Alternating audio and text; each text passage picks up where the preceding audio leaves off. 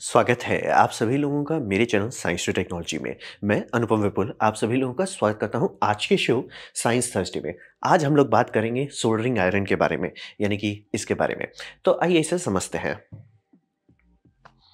तो सबसे पहले ज़रूरत क्या है? तो समझिए हम लोग को चाहिए क्या, रिक्वायरमेंट क्या है? रिक्वायरमेंट एक ऐसा टूल हो जो मेल्ट कर सके सॉल्टर को और टेम्परेचर पे कंट्रोल हो। ये नहीं कि बस गर्म है, गर्म करना शुरू किया तो गर्म होते चला जाए। बहुत सारा हीटिंग एलिमेंट ऐसा होता है, अगर उसपे कंट्रोल आप नहीं करेंगे, वो गर्म होते ही चला जाएगा। मतलब डम होता है, वैसे काम नहीं चलेगा। यहाँ पे कुछ चाहिए जिसमें कंट्रोल हो। दूसरा, डेक्सटेरिटी हो, यानी कि आप मैनिपुलेट कर सकें। अगर पीसीबी में आप पहुँच ही नहीं पा रहे, तो कैसे काम चलेगा? मतलब इसीलिए वाटर हीटर वाला हीटिंग एलिमेंट आप डाल नहीं सकते ना, वो फिट ही नहीं होगा वहाँ पे। तो समझना बहुत ज़रूरी है कि आपको डेक्सटेरिटी चाहिए कि यानी कि वो फिट हो सके, इंसानी हाथ से यूज़ हो सके और टेम्परेचर पे कंट्रोल हो। तो किस लेवल का टेम्परेचर का हम लोग बात कर रहे हैं? तो एट टारगेट, यानी कि जहाँ पे आप टारगेटिंग कर रहे हैं, एट टारगेट का अगर बात करते हैं, तो लेड फ्री अगर सॉल्डर आप इस्तेमाल कर रहे हैं, तो 217 डिग्री सेल्सियस आपको मिलेगा। इसको फ़ारेनहाइट में 422 कह लीजिए। और लेड बेस अगर करते हैं, मतलब सस्ता वाला, तो 183 डिग्री सेल्सियस चाहिए। 361 फ़ारेनहाइट चाहिए। लेकिन ये समझना ज़रूरी है, ये सब एट टारगेट टेम्परेचर होता है। आपका सोल्डरिंग आयरन जो है, वो जनरली इससे बहुत ज़्यादा ऊपर रहेगा। वो उसका आराम से हो सकता है 300 या 400 तक हो सकता है। और वैसा करना पड़ता था क्योंकि जो कॉन्टैक्ट बन रहा है वो परफेक्ट नहीं है। तो इस कारण से मतलब एनर्जी ट्रांसफ़र होने में टाइम लगता है। तो ट्रांसफ़र को हेल्प करने के लिए टेम्परेचर आप डेल्टा बढ़ा देते हो।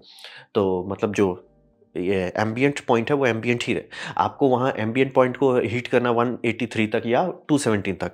आप 217 करोगे, वो उतना कभी नहीं जाएगा, 100% ट्रांसफ़र नहीं होगा। लेकिन अगर आप उसे 300 कर दो, जल्दी-जल्दी होगा। 400 कर दो, बहुत जल्दी हो जाएगा। तो इसीलिए आपका सोल्डरिंग आयरन सब में का टेम्परेचर देखें, जैसे यही आयरन आप लेते होंगे मार्केट में सस्ता-सा, इस पे लिखा रहता है 450 डिग्री सेल्सियस तक। और ये एक्चुअली अगर उसको मेज़र करते हैं, मतलब थर्मोकपल जो है इसका एलिमेंट पे, वो एक्चुअली उतना गर्म हो जाता है। और वो ज़रूरी है, तभी जाके आप हीट फ्लो कर पाएँगे, क्योंकि हीट हाई टेम्परेचर से लो जाता है। आपको इतना चाहिए तो उतना ही नहीं रख सकते कि ठीक है मेरा आयरन भी 217 हो। हाँ, बहुत अच्छा आयरन है, बहुत अच्छा कॉन्टैक्ट है, आप ऐसा कर सकते हो कि 250 पे ही काम हो जाए। लेकिन आम केसेस में आपको जनरली उससे ज़्यादा ही रखना पड़ेगा। और हैंडल जो है वो सेफ टेम्परेचर पे रहना चाहिए, क्योंकि इंसान उसे छू रहा है। ऐसा नहीं कि बनाने का आप कुछ भी बना सकते हैं कि ये आराम से बहुत गर्म हो, आप बस पकड़ ही नहीं पाएँगे। और ये सस्ते और महँगे वाले में अंतर आता है। महँगे वाले में बहुत देर तक आप पकड़ सकते हैं, हाथ जलने वाला नहीं लगेगा। ये समय बहुत जल्दी पता चलने लगता है कि अनकंफर्टेबल होता है और थोड़ा देर बाद नहीं भई रख दो, हाथ जल रहा है। तो ये ज़रूरी है। तो ये सब हमारा रिक्वायरमेंट है। अब बात करते हैं लॉजिक क्या है। तो लॉजिक जो है, आपको पहली बात है हीट सोर्स चाहिए, कहाँ से गर्मी आ कहाँ से रहा है। तो यहाँ पे जनरली आपके पास 4 ऑप्शंस आएँगे। सबसे पहला ऑप्शन है गैस से चलाने का, ये हम लोग आदिम ज़माने से करते आ रहे हैं। आपके घर में जितने एसी का जो ट्यूब सॉल्डर किया होगा वो भी वैसे ही किया जाता है। उसका इलेक्ट्रिक वाला वर्ज़न भी आता है और इसमें आग नहीं रहता, मतलब आग से आप ज़रूर चालू करते हैं, लेकिन वो कैटलिस्ट का इस्तेमाल करके गर्म होता है, तो खुला आग नहीं रहता। तो उसको काफ़ी जगह पे लोग यूज़ करते हैं, जहाँ है कि इसको मैं रख दिया हूँ और टेंशन नहीं लेना है। जैसे कि बैटरी वाला अगर आप कुछ रखते हैं तो उसमें दिक्कत है, बैटरी चार्ज है कि नहीं, डिस्चार्ज है कि नहीं, और इसका पावर के मामले में डिस्कशन नहीं करना रहता है। तो ये आज भी यूज़ होता है, अमेज़न पे भी मिलता है और महँगे वाले भी आते हैं। ये हो गया गैस से गाड़ी खोलना, ये एक ऑप्शन है। दूसरा हो गया बैटरी पावर्ड। ये आजकल यूएसबी पावर बैंक, अगर आपका पॉकेट भारी है, तो यूएसबी पावर डिलीवरी वाला जो पावर बैंक है, उससे अच्छा खासा ये क्या बोलते हैं हीटिंग एलिमेंट आप ले सकते हैं, जो बाकायदा अच्छा काम कर सकता है। तो वो भी एक ऑप्शन है। दूसरा हो गया डीसी। आप जितने भी ये देखेंगे सोल्डरिंग स्टेशन देखेंगे, जनरली सब में नहीं, जनरली सब में डीसी पावर दिया जाता है, यानी कि जो एलिमेंट है, हीटिंग एलिमेंट है, वो डीसी पे चल रहा है। और एसी टू डीसी का काम वो उस कन्वर्टर स्टेशन कर रहा है और उसके बाद आपको डीसी हीटिंग एलिमेंट पे दे रहा है। कंट्रोल करना ज़्यादा आसान हो जाता है। तो ये आपको जनरली मिलेगा। और फिर एक सस्ता ऑप्शन गरीब लोगों के लिए, आप और हमारे लिए, वो है भैया एसी हीटर ले लो, ज़्यादा ज़्यादा हुल्लड़ मत करो। ये गरीब ऑप्शंस आ गया। अब रहा बात की पावर रेटिंग, आप अपने हिसाब से सेलेक्ट करोगे कितना पावर चाहिए। अब डिपेंड करता है आप कर क्या रहे हैं। जैसे आप छोटा-छोटा महीन काम कर रहे हैं, ज़्यादा पावर नहीं चाहिए। वहीं पे आपका काम है कि भैया मैं बैटरी को सोल्डर कर रहा हूँ, या खूब बड़े-बड़े एलईडी का जैसे कोई बड़ा पैनल बनाते हैं, उसमें बड़ा-बड़ा तार लेके बड़ा-बड़ा सोल्डर करते हैं, आपको ज़्यादा पावर चाहिए। आपको बड़ा सोल्डरिंग आयरन चाहिए जिसका थर्मल मास ज़्यादा हो, ताकि एनर्जी वो डंप कर सके। तो ये समझना ज़रूरी होता है, आपके वर्क के हिसाब से रहता है। वहीं पे अगर आप बहुत छोटा-छोटा महीन काम करते हैं, तो टिप बहुत छोटा होना चाहिए, तब जाके आप ये सब कर सकेंगे। तो वही समझिए। और जनरली ज़रूरी नहीं कि हर में हो, लेकिन फीडबैक लूप के पीछे लोग भागते हैं। फीडबैक लूप का मतलब होता है कि वो टिप का टेम्परेचर पढ़ेगा, अब बताएगा टिप सही है, टिप सही है। आपको टिप ने जैसे कनेक्ट किया है किसी भी ग्राउंड प्लेन से, आप वहाँ कुछ सोल्डर करना चाहते हो, उसका टिप का टेम्परेचर ड्रॉप करने लगेगा। क्यों? Energy can not be created not destroy. आप किसी चीज़ को गर्म कर रहे हैं यानी गर्मी कहीं से निकल रही है, तो आपका टिप ठंडा हो रहा है। फीडबैक बोलेगा सर टेम्परेचर कम हो ही रहा है, गर्मी बढ़ा दो। या अगर डम सिस्टम है जहाँ पे मान लीजिए टेम्परेचर फीडबैक नहीं है, वहाँ पे भी आप ऐसा कर सकते हैं। आप ऐसा कर सकते हैं कि पावर जो है इक्विलिब्रियम पे पहुँच जाता है, यानी कि आप सेटिंग कर दो इलेक्ट्रॉनिक्स पे बिना कोई टेम्परेचर के कि 5 एम्प्स ये खाए, ये उसका मैक्सिमम पावर है, ठीक है। लेकिन अगर 5 एम्प्स जाने टाइम रेजिस्टेंस कम हो जा रहा है, वो 5 एम्प्स को नीचे कर दे, तो जनरली आप उसे स्टेशन पर रख देंगे, वो अपने आप कम हो जाएगा कि भैया खा ही नहीं रहा, टेम्परेचर इक्विलिब्रियम हिट कर गया, उसे कुछ करना नहीं है। 5 एम्प खा रहा था, अब जैसे ही देखेगा कि भैया रेजिस्टेंस चेंज होने लगा, बढ़ा देगा वो करंट। ये मतलब डम ऑप्शन है, लेकिन ये भी आपको मिल सकता है अगर आप ध्यान नहीं दे रहे। तो बहुत सारे चाइनीजियम का स्टेशन में ये 1980 की टेक्नोलॉजी है, लेकिन मिल जाता है आजकल भी। लोग अगर ध्यान नहीं दे तो आपको वो मिल सकता है। तो फीडबैक लूप चाहिए होता है कि थोड़ा कंट्रोल रहे, बेमतलब का हीटर एनर्जी वेस्ट ना करे, बेमतलब का टिप को बहुत हॉट भी आप नहीं रखना। जैसे मान लिया आप सोल्डरिंग कर रहे हैं, आपका रिक्वायरमेंट है 350 डिग्री सेल्सियस, आप नहीं चाहोगे टिप हर टाइम 350 पे रहे। और बहुत सारे केस में, खासतौर पर ढंग के प्रोफेशनल सिस्टम में, ये रहता है कि टिप जैसे ही आप स्टैंड पे लगाएंगे, स्टैंड पे वो जीरो नहीं कर देगा, कोई थर्मल शॉक लगेगा, मतलब जीरो मतलब ऑफ नहीं करेगा, वो एक करेगा उसको 150 डिग्री सेल्सियस पे ले आएगा। तो स्ट्रेस कम हो जाएगा, बिजली कम खाएगा, लेकिन वो पूरा थर्मल शॉक नहीं होगा कि भैया रूम टेम्परेचर से 350 था, 350 से डायरेक्ट रूम टेम्परेचर आ गया। और जैसे आप उठाएंगे हीट अप करने टाइम भी उसको ज़्यादा देर नहीं लगेगा। तो ये फीडबैक लूप रहना, कंट्रोल रखना, पावर रेगुलेशन होना, टेम्परेचर कंट्रोल करना, यही सब मतलब जो इतना बड़ा बॉक्स की क्यों ज़रूरत पड़ रही है जब इतना सस्ता में आपको 100 रुपये में मार्केट में मिल जा रहा है, तो इतना तिगड़म करने का क्या ज़रूरत है। बस इसमें भगवान भरोसे आप चल रहे हो, और भगवान भरोसे अगर आपका प्रोजेक्ट नहीं है तो आपको कुछ चाहिए जिसमें फीडबैक लूप कंट्रोल हो, टेम्परेचर कंट्रोल हो, पावर रेगुलेशंस हो, ये सब चाहिए। और उसके लिए 4 से 5 लाख तक का ये आता है स्टेशन। अब बात करते हैं कंट्रोल कर क्या रहे हैं। तो कंट्रोल पे समझिए कि आपको प्रॉपर हीट कंट्रोल चाहिए, जॉब क्या कर रहे हैं उसके हिसाब से, इसीलिए इतना तिगड़म है। क्योंकि अगर आप ये करते हो कि मैं ना सोल्डरिंग आयरन को बम बम कर देता हूँ, जैसे कि अगर आपका सोल्डरिंग टिप में कुछ गड़बड़ी है या आप ढंग से नहीं जानते, तो सबसे कॉमन मिस्टेक लोग करते हैं, बहुत ज़्यादा टेम्परेचर बढ़ा देते हैं, बम बम कर देते हैं, मतलब पूरा पूरा लोड दे देते हैं। मैंने इसे ट्राई किया था, इतना गर्म कर दिया कि ट्रांजिस्टर ही उड़ गया। ट्रांजिस्टर का पिन निकलने लग गया, वो हो गया ओवरहीट करके आपने डैमेज कर दिया। आप बोर्ड डैमेज कर सकते हैं, क्योंकि बोर्ड है क्या, फाइबर रीइंफोर्स्ड है, वो मैजिक नहीं है, स्टील नहीं है कि बहुत टेम्परेचर बर्दाश्त करे। एक पॉइंट के बाद वो डैमेज हो जाएगा। वो हो गया कि आपने बहुत ज़्यादा बिजली खर्च कर दिया, बह गया भावनाओं में। फिर दूसरा हो गया कि अगर आप बहुत कम एनर्जी डालोगे, भैया ज़्यादा गर्म नहीं होना चाहिए, ठीक, क्योंकि कुछ कुछ सर्किटरी में रिक्वायरमेंट है, टेम्परेचर ज़्यादा नहीं होना चाहिए, हिस्टेरिसिस हो जाता है, यानी कि जो रजिस्टर्स हैं या कैपेसिटर है, उस आपका वैल्यू चेंज हो जाता है। और खासतौर पे सेंसिटिव सेमीकंडक्टर पे ये अलाउड नहीं है, अगर आप बहुत ज़्यादा हीट चेंज करेंगे सेमीकंडक्टर काम नहीं करेगा। तो वही समझिए, बहुत ज़्यादा गर्मी किए फ्राई कर देंगे, बहुत कम किए तो भी एक दिक्कत आ जाता है कि आपका ये सोल्डरिंग जॉइंट प्रॉपर नहीं होगा, कोल्ड जॉइंट बन जाएगा। कोल्ड जॉइंट का मतलब होता है कि वो भरोसेमंद नहीं है। आप देखोगे देखने में टाइम लगेगा, लेकिन बिजली जैसे ही जाएंगे वहाँ पे आर्किंग हो सकती है, फेल हो सकता है या शॉर्ट भी कर सकता है। तो यही समझिए, कोल्ड जॉइंट नहीं होना चाहिए, टेम्परेचर उतना नहीं पहुंचे जितना में वेटिंग ठीक से हो सके, यानी कि सोल्डर दिखने में ठीक ठाक लगा लेकिन वो ठीक से, मतलब बॉन्डिंग जो थी उसकी शादी अच्छे से नहीं हुई। तो वही समझिए, बहुत गर्म करेंगे डिवोर्स हो जाएगा, बहुत ठंडा कर देंगे शादी ठीक से नहीं होगा। तो बीच में चाहिए, एकदम परफेक्ट चाहिए। और वही समझिए कि आपको चूज करना होता है कि करना क्या है, ये समझना बहुत ज़रूरी। इसीलिए आप देखते होंगे इस तरह के थर्मामीटर्स जो लोग प्रोफेशनली काम करते हैं उनके पास ये रहता है। क्यों? कोई भी सोल्डरिंग स्टेशन लीजिए, कितना भी एडवांस टेक्नोलॉजी हो, वो भगवान भरोसे चल रहा है इंटरनल कैलिब्रेशन पे।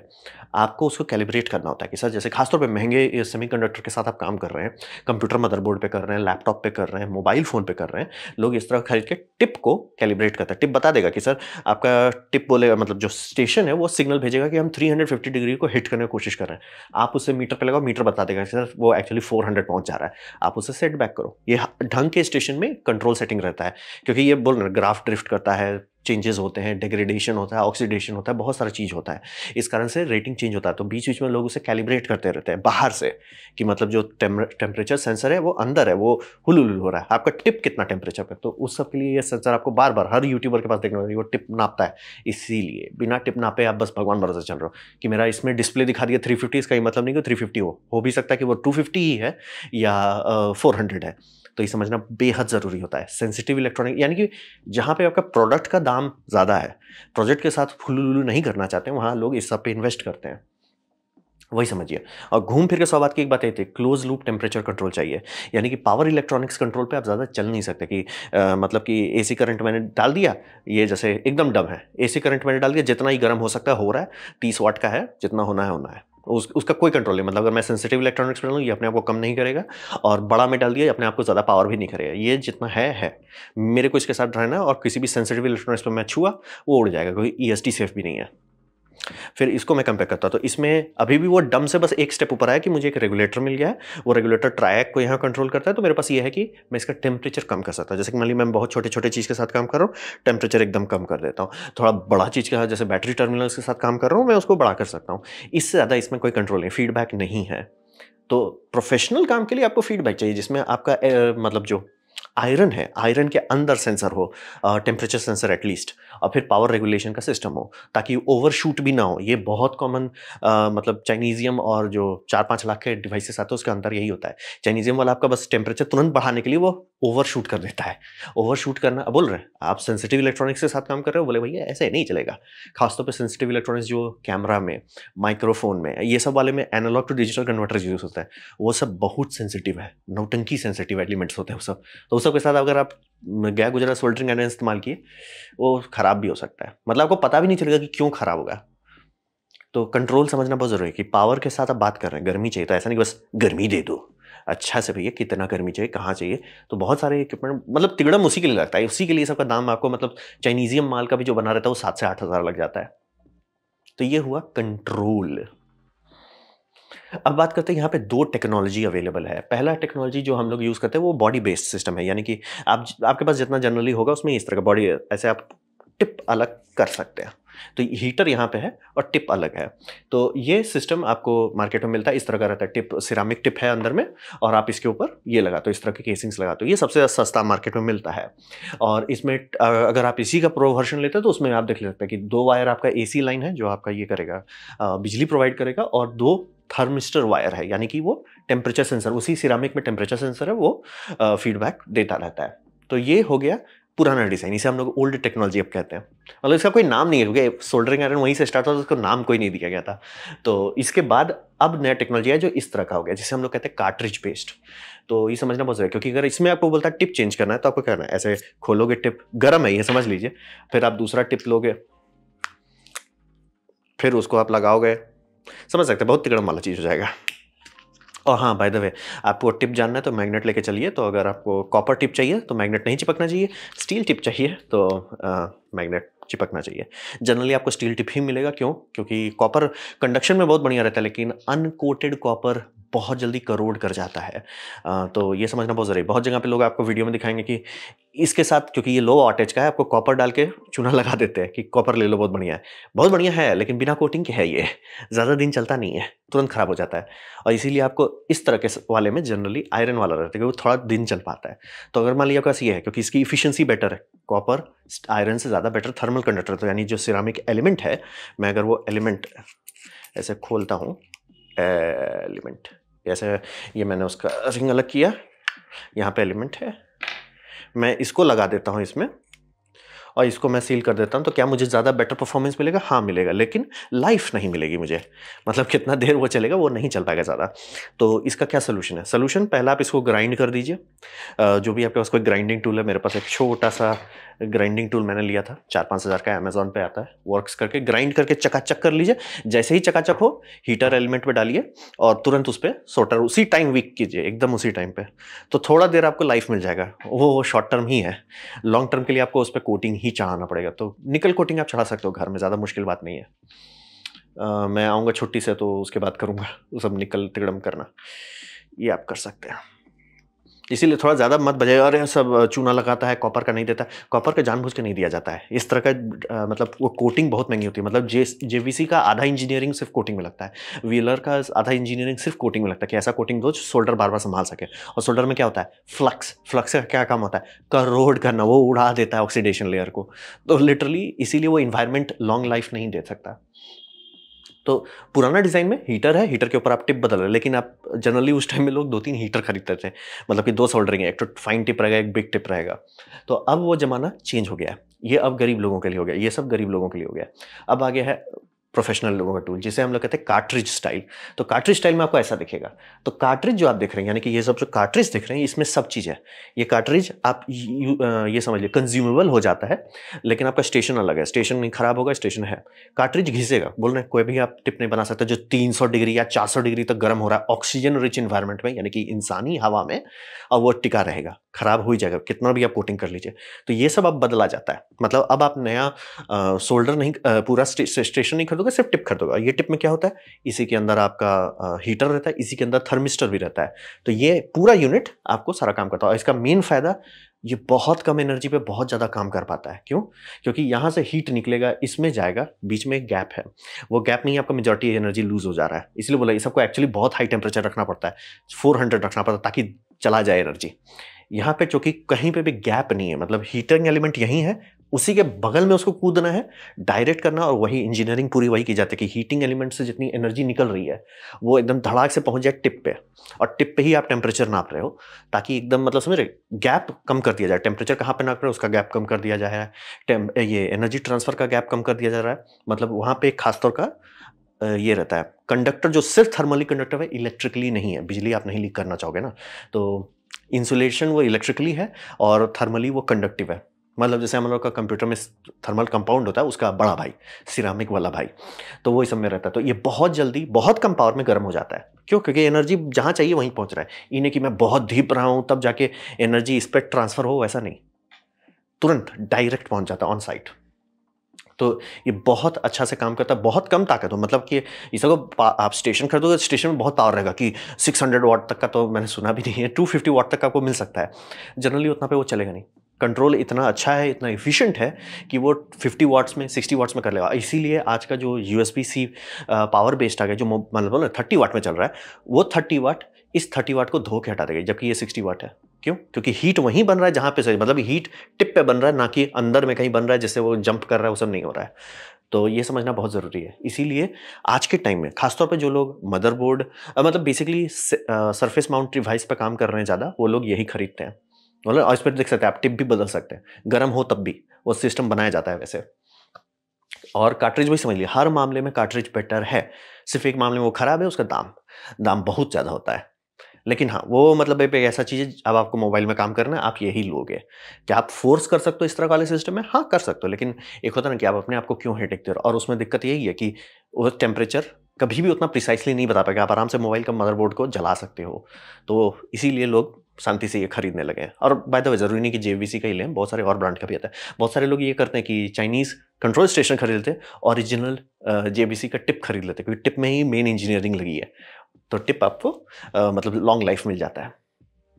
तो ये आप कर सकते हैं, ये 2 डिज़ाइन पॉसिबल है। तो आपने सुना ना कार्ट्रिज वाला सोल्डरिंग स्टेशन है, क्या मतलब है उसका? वही मतलब है कि ये हुलुलुलु नहीं है, टिप है, और टिप के अंदर सारा चीज़ इंटीग्रेटेड है। हीट फ्लो बम बम है। इसका 20 वाट, इसका मतलब 100 वाट के बराबर हो जाता है। इतना बड़ा अंतर आता है उस सब में। इसीलिए हर कोई अब इसी पे जा रहा है। यानी कि अब अगर आप ये नहीं कर रहे, पॉकेट खाली है। अब बात करते हैं ये है क्या? ये एक आर्ट फॉर्म है, मैं एकदम क्लियर कर देना चाह रहा हूँ। इस पे काफ़ी लोग काफ़ी ज़्यादा गहराई में घुस जाते हैं और एकदम बह जाते हैं, तो वो समझना बहुत ज़रूरी है। क्या ये स्किल आपको आना चाहिए? एज़ ए इलेक्ट्रॉनिक्स में अगर आप हॉबी करना चाहते हैं या घर में भी हल्का-फुल्का कुछ काम करना चाहते हैं, हाँ, आपको आना ज़रूर चाहिए। लेकिन ये समझिए कि ये एक लिमिटेड टूल सेट है, यानी कि इससे प्रोटोटाइपिंग होती है, इससे लो वॉल्यूम रन होता है, यानी कोई चीज़ जो सिर्फ़ कुछ ही पीस बनाना है, उस तरह का होता है। लेकिन ये समझ लिए, और हाँ, अगर कोर कंपोनेंट लेवल रिपेयरिंग करना है, जैसे कि अगर आपको एप्पल लेवल रिपेयरिंग करना है, हुलुलुलु, उसमें क्या करते हैं, एप्पल लेता है सामान, फेंक देता है पूरा मॉड्यूल, नया मॉड्यूल लगा के दे देता है। ये हो गया मॉड्यूल लेवल रिपेयर। लेकिन आपको घुसना चाहिए कि नहीं सर, ये पावर बोर्ड क्यों नहीं काम कर रहा है, क्यों चार्ज नहीं कर रहा, अंदर घुस के, अच्छा सर ये मॉसफेट शॉर्ट मार गया, वो सब अगर करना चाहते हैं, तब आपको सोल्डरिंग चाहिए। तो ये 3 जगह पे सोल्डरिंग मेन होता है, प्रोटोटाइपिंग में, डेवलपमेंट पे, और कंपोनेंट लेवल रिपेयर में।